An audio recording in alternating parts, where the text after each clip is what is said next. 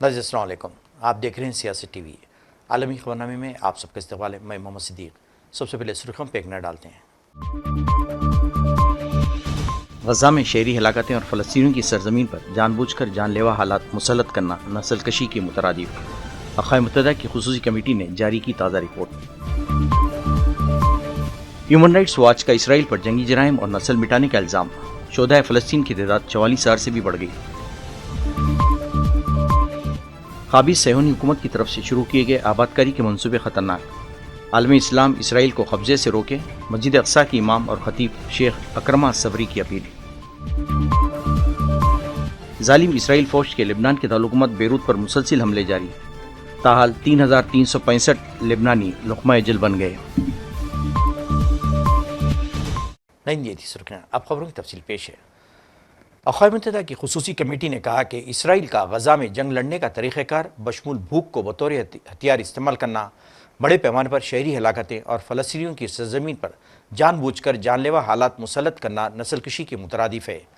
Israel तर्ज़ अमल की तहक़ीक़ात के लिए अक़वाम मुत्तहिदा की खुसूसी कमेटी ने कहा कि जंग के आगाज़ से ही इसराइली ओहदेदार अवामी सतह पर ऐसी पॉलिसियों की हिमायत करते आए हैं जो फ़लस्तीनियों को ज़िंदगी गुजारने के लिए ज़रूरी अशिया, खुराक, पानी और ईंधन से महरूम करती हैं। खुसूसी कमेटी ने मज़ीद कहा कि इसराइली हुकाम के बयानात और मुनज़्ज़म और गैर क़ानूनी तौर पर इंसानी इमदाद को गज़ा पहुँचने से रोकना, ज़िंदगी बचाने वाली अशिया को सियासी और अस्करी फ़ायदे के लिए आलाकार के तौर पर इस्तेमाल करने के लिए इसराइली इरादों को वाज़ेह करता है। अक़वाम मुत्तहिदा की कमेटी ने तमाम ममालिक से मुतालबा किया है कि वो इसराइल की बैनुल-अक़वामी क़वानीन की खिलाफ वर्जियों बशमुल मगरबी किनारे और मशरक़ी यरूशलेम में चलने वाली नस्ल परस्ती के निज़ाम को रोकने के लिए अपनी क़ानूनी ज़िम्मेदारियाँ निभाएँ और इसके साथ साथ इसराइली हुकाम को उनके अमाल का जवाबदार ठहराएँ।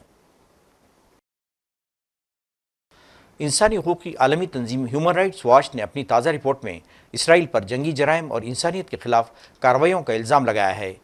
Human rights watch committee report में कहा गया है कि लोगों को ज़बरदस्ती नकल मकानी पर मजबूर करके इसराइली हुकाम ज़बरदस्ती मुंतकिली के जंगी जुर्म का इर्तिकाब कर रहे हैं। रिपोर्ट के मुताबिक इस तरह के इक़दाम इंसानियत के ख़िलाफ़ जराइम की भी हैसियत रखते हैं। पेश है खुसूसी तफसील। इंसानी हकूक़ की आलमी तंजीम ह्यूमन राइट्स वॉच ने अपनी ताज़ा तरीन रिपोर्ट में इसराइल पर जंगी जराइम और इंसानियत के ख़िलाफ़ कार्रवाइयों का इल्ज़ाम आयद किया है। रिपोर्ट में कहा गया कि लोगों को ज़बरदस्ती नकल मकानी पर मजबूर करते हुए इसराइली हुकाम ज़बरदस्ती मुंतकिली के जंगी जुर्म का भी इर्तिकाब कर रहे हैं। रिपोर्ट के मुताबिक ये कार्रवाइयाँ उन इलाकों में नस्ल मिटाने की तारीफ पर पूरा उतरती हैं जहाँ फ़लस्तीनी वापस नहीं जा सकते। रिपोर्ट में कहा गया कि ह्यूमन राइट्स वॉच को मालूम हुआ कि जबरी नकल मकानी बड़े पैमाने पर हो रही है और शवाहिद से पता चलता है कि मुनज़्ज़म और रियासती पॉलिसी का हिस्सा है। इस तरह के इक़दामात इंसानियत के ख़िलाफ़ जराइम की हैसियत रखते हैं। इस रिपोर्ट पर इसराइली फ़ौज या वज़ारत ख़ारजा की जानिब से फ़ौरी कोई रद्द-ए-अमल सामने नहीं आया, लेकिन इसराइली हुकाम माजी में कह चुके हैं कि फ़ौजी कार्रवाइयाँ बैनुल-अक़वामी क़वानीन के ऐन मुताबिक हैं। वाज़ेह है कि लॉ ऑफ आर्म कॉन्फ्लिक्ट मकबूजा इलाक़े से शहरी आबादी की ज़बरदस्ती नकल मकानी से रोकता है। उसकी इसी सूरत इजाज़त मिल सकती है जब शहरी आबादी को ख़तरा हो या फ़ौजी ज़रूरतों के तहत ऐसा करना नागुज़ीर हो जाए। ह्यूमन राइट्स वॉच की रिपोर्ट के मुताबिक इसराइली हुकूमत फ़लस्तीनियों को महफूज रखने का दावा नहीं कर सकती जब उन्हें फ़रार के रास्तों पर मार रही है, नाम नहाद सेफ जोन पर मुसलसल वहशियाना बमबारी की जा रही है और पानी, खुराक और दीगर ज़रूरत को बंद किया जा रहा है। रिपोर्ट के मुताबिक इसराइल ने फ़लस्तीनियों की घरों की वापसी यकीनी बनाने की अपनी जिम्मेदारी की खुली खिलाफ वर्जियाँ भी की हैं और बड़े इलाकों में तकरीबन हर चीज़ को मिसमार कर दिया गया है। याद रहे कि 1 साल से ज़ायद अरसे से इसराइल की जालिम फ़ौज गाज़ा और फिर उसके बाद चंद महीनों से लेबनान पर मुसलसल कार्रवाइयाँ कर रही है। गाज़ा में जंग का आगाज़ 7 अक्टूबर 2023 को हमास के मुजाहिदीन की जानिब से हमले के बाद शुरू हुआ। इस हमले में 1200 अफराद हलाक हुए जबकि तकरीबन 250 लोगों को यरगमाल बनाया गया, जिनमें 100 अभी गाज़ा में मौजूद बताए जाते हैं। जबकि इसराइल की जवाबी कार्रवाइयों में गाज़ा के सेहत के हुकाम के मुताबिक 44,000 से ज़्यादा फ़लस्तीनी अब तक शहीद हो चुके हैं, जिनमें से बड़ी तादाद ख़वातीन और बच्चों की है। ब्यूरो रिपोर्ट, सियासत टीवी। मस्जिद अक़सा की इमाम और ख़तीब और मुमताज़ फ़लस्तीनी आलिम दीन शेख अकरमा सबरी ने यरूशलेम शहर में मस्जिद मुबारक के जुर्म में काबिज़ सैहोनी हुकूमत की तरफ से शुरू किए गए आबादकारी के मनसूबों के ख़तरे से ख़बरदार किया है। उनका कहना है कि इन मनसूबों का मकसद सिर्फ मस्जिद अक़सा के इर्द गिर्द ही नहीं बल्कि क़िबला अव्वल पर मुकम्मल इसराइली कंट्रोल मुसल्लत करना है।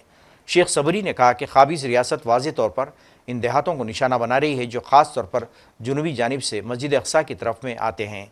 ان وخامت کو فلسطینی آبادی سے خالی کرایا جا رہا ہے اور اس جگہ مسجد کے ارد گرد آباد کاروں کے منصوبوں کے مطابق تعمیرات جاری ہیں۔ انہوں نے وضاحت کی ہے کہ یہ تعمیرات پرانے اسرائیلی منصوبے کا حصہ ہے اور یہ بالآخر مسجد اقصیٰ پر قبضے کرنے کی کوشش ہے۔ الشیخ اکرمہ صبری نے کہا کہ قابض حکام اس وقت جو کچھ کر رہے ہیں وہ بیت المقدس شہر کی تاریخی اور قانونی صورتحال کو تبدیل کرنے کی مذموم کوشش ہے۔ انہوں نے انتباہ دیا کہ اگلے مرحلے میں بیت المقدس کو یہودیوں کا دارالحکومت بنانے کے لیے امریکی منتخب صدر ڈونلڈ ٹرمپ کی انتظامیہ کی معروف حمایت کی روشنی میں مسجد اقصیٰ کو بہت بڑا خطرہ لاحق ہو گیا ہے۔ انہوں نے عالم اسلام سے اپیل کی کہ اسرائیل کو قبضوں سے روکا جائے۔ ظالم اسرائیلی فوج لبنان کے دارالحکومت بیروت کے جنوبی علاقوں کو متواتر نشانہ بنا رہی ہے۔ تحصیل شوق علاقے میں فضائی حملوں میں اموات کی تعداد 25 ہو گئی ہے۔ اسرائیلی فوج نے جنوبی بیروت کے دہیہ علاقے پر بھی 9 فضائی حملے کیے۔ اس دوران لبنانی وزارت صحت نے اعلان کیا ہے کہ 8 اکتوبر 2023 سے لبنان پر اسرائیلی حملوں میں اب تک 3365 افراد لقمہ اجل بن گئے۔ دوسری جانب حزب اللہ بھی ان حملوں کا جواب دے رہی ہے۔ حزب اللہ نے تل ابیب میں اسرائیلی وزارت دفاع کے ہیڈ کوارٹر اور فوجی اڈے کو ڈرون حملوں کا نشانہ بنایا۔ اسرائیلی فوج نے اعلان کیا ہے کہ جنوبی لبنان کے ایک گاؤں میں حزب اللہ کے ساتھ جھڑپ میں اس کے 6 فوجی مارے گئے۔ لبنانی عوام اسرائیلی حملوں کی وجہ سے نقل مکانی کرنے پر مجبور ہیں۔ اس دوران اقوام متحدہ نے اعلان کیا ہے کہ لبنان میں 10 لاکھ سے زائد افراد بے گھر ہو چکے ہیں۔ ایک نئی ریسرچ رپورٹ سامنے آئی ہے جس کے مطابق اگلے 25 سال میں پوری دنیا میں اسلام کا غلبہ ہوگا اور یہ سب سے بڑا مذہب بن جائے گا۔ معروف بین الاقوامی ریسرچ انسٹیٹیوٹ نے ایک نئی ریسرچ کی ہے جس میں بتایا گیا ہے کہ 2050 تک اسلام دنیا کا سب سے زیادہ پیروی کرنے والا مذہب بن جائے گا۔ عالمی مذہب کا مستقبل کے مطابق اس ادارے نے اپنی تحقیق میں اس بات کا اندازہ لگایا ہے سال 2050 تک خود ہندوستان میں مسلمانوں کی آبادی 310 ملین سے زیادہ ہو جائے گی اور دنیا میں سب سے زیادہ مسلم آبادی والا ملک ہو جائے گا۔ امریکی انتخابات میں مایوسی کا شکار ووٹرز ڈیموکریٹ سے ٹرمپ کی طرف مائل ہو گئے ہیں جس سے پارٹی اور یہودی لابی دونوں کو نقصان ہوا۔ امریکی تھنک ٹینک کی تحقیق کے مطابق 75 سے 80% مسلمانوں نے ٹرمپ کو ووٹ دیا جبکہ 75 تا 80% یہودیوں نے ڈیموکریٹس کی حمایت کی۔ ایک لحاظ سے ڈیموکریٹک پارٹی امریکہ میں یہودیوں کو مضبوط لابی امریکن اسرائیل پبلک افیئرز کمیٹی اور یہودی ہار گئے۔ ایک رپورٹ کے مطابق 66% یہودی ووٹروں نے ہیرس کی حمایت کی اور 32% نے ٹرمپ کو ووٹ دیا۔ ایگزٹ پول میں 63% مسلم ووٹرز نے ہیرس کی حمایت کی جبکہ 32% نے ٹرمپ کی حمایت کی۔ رپورٹ کے مطابق تاریخی طور پر امریکہ میں مسلمانوں نے بڑی حد تک ڈیموکریٹک پارٹی کی حمایت کی، ریپبلکن پارٹی سے بہت کم تعلق رہا۔ اس وقت مسلمانوں نے غزہ تنازع میں بائیڈن انتظامیہ کے کردار کو دیکھا جس میں امریکہ نے بم، میزائل اور فنڈنگ فراہم کی۔ اگرچہ ٹرمپ کی سخت بیان بازی سے واقف ہیں تاہم وہ سمجھتے ہیں کہ ٹرمپ جنگ ختم کر سکتے ہیں۔ امریکہ کے نومنتخب صدر ڈونلڈ ٹرمپ کی جانب سے اہم عہدوں کے لیے نامزدگیوں کا سلسلہ جاری ہے اور اب تک وزیر خارجہ، وزیر دفاع سمیت کئی اہم عہدوں پر نامزدگیاں کر چکے ہیں۔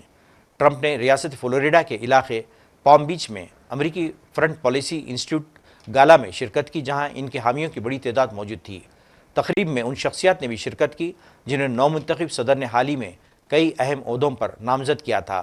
اس موقع پر ٹرمپ نے اعلان کیا ہے کہ رابرٹ ایف کینیڈی جونیئر ان کی کابینہ میں محکمہ صحت اینڈ ہیومن سروسز کے سربراہ ہوں گے۔ ٹرمپ نے ڈوگ برگم کی بطور وزیر داخلہ نامزدگی کا بھی اعلان کیا ہے۔ Incredible person, got an unbelievably wonderful wife named Catherine. So I won't tell you his name. Might be something like Burgum. He's from North Dakota. He's going to be announced tomorrow for a very big position. So everybody's waiting. There he is. Hi, Doug. He's going to be announced tomorrow, and we have somebody else that's probably coming up with him to be announced who's a big one. And we're going to do things with energy and with land, interior, that is going to be incredible. And so I look forward to doing the formal announcement, although this is a pretty big announcement right now. Actually, he's going to head the Department of Interior, and he's going to be fantastic. Good, Doug. Hindustan میں Brazil کے سفیر کینیت Felix نے وزیراعظم نریندر مودی کے دورے Brazil کے بارے میں بات کی۔ انہوں نے کہا کہ یہ پی ایم مودی کا تیسرا دورہ ہوگا جو دونوں ممالک کے درمیان بڑھتے ہوئے دو طرفہ تعلقات کا ثبوت ہے۔ انہوں نے کہا کہ بھوک اور غربت کا مقابلہ کرنے پر توجہ مرکوز کی جائے گی۔ برازیل کے سفیر نے کہا کہ ہم نے G20 کے دیگر اراکین کے ساتھ مل کر بھوک اور غربت کے خلاف ٹاسک فورس کا آغاز کیا ہے۔ ہماری ایک اور ترجیح موسمیاتی تبدیلی سے لڑنا ہے۔ task force against hunger and poverty. The second priority is fighting climate change. We also have launched a task force to fight climate change, to mobilize financing, for example, to fight climate change. And the third is reform of global governance institutions. So these three priorities, they actually build on the really stunning results of the G20, your G20 presidency. So you mentioned that there would be a bilateral between Prime Minister Modi and Brazilian President. What would be the focus and topics of the discussion, and any major announcement that we can expect? I'm not anticipating, I think, any major announcement. Perhaps we will all be surprised by some announcement, but I don't know. But I think the focus will be to take stock of our strategic partnership, which has gained more content, more technological and more economic content, focusing on basically three pillars, which is food security, agriculture, energy, of course, including bioenergy, biofuels, and defense. So we have, I think we have a very rich agenda when it comes to the bilateral relations these days with India. So this would be the first time that African Union would take its part. Yes. We know that it was inducted as a Yes. member last year when it was hosted by G20 summit in India. It was New Delhi that inducted him in African Union Yes. as a member. How do you see that, and how significant is the inclusion of African Union in this grouping? Well, this is, I would list as one of the top three incredible results of your presidency. You have added, you have boosted the group legitimacy, because when you add 55 countries to a group, it makes a lot of difference. And Brazil, on top of that, has invited Angola, Nigeria, and Egypt to the summit. So we are boosting even more the presence of Africa in this summit. Right. So what can we expect when it comes to outcome documents of the Brazilian Yes. presidency? Well, we have already had some very good outcome documents. Let me just mention that we have managed to negotiate 12 ministerial declarations. And among the more concrete results, you know, this idea of connecting the so-called Sherpa track and financial track of the G20 structure has led to the launching of these two task forces I mentioned. And the aim of connecting these two tracks is to transform political decisions into implementation.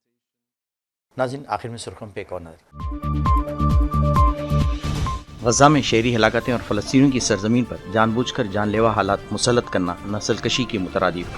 अक़वाम मुत्तहिदा की ख़ुसूसी committee ने जारी की ताज़ा report.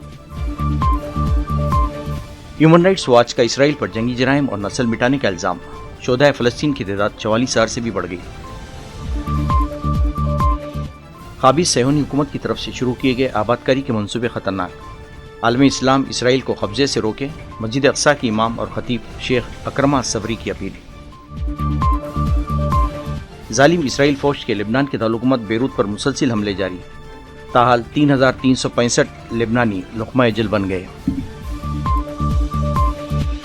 नाज़रीन, इसके साथ ही आलमी ख़बरनामा ख़त्म होता है। मुझे और सारी सियासत टीम को इजाज़त दें। अल्लाह हाफ़िज़।